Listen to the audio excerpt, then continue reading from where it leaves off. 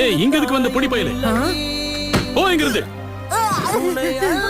எனக்கு தொல்லை பிடிச்சவனா இருக்கு. இவன் வந்தாலே பிரச்சனை தான். சரியான தருதலை. இதோ இத பார்க்க தானே வந்த.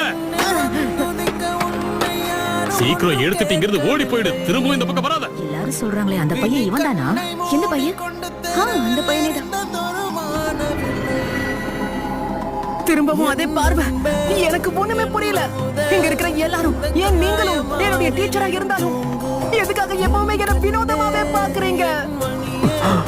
அது ஒரு ஏதோ ஒரு புழுவை பாக்குற மாதிரி பாக்குறீங்க. நானும் மனுஷன் தானே.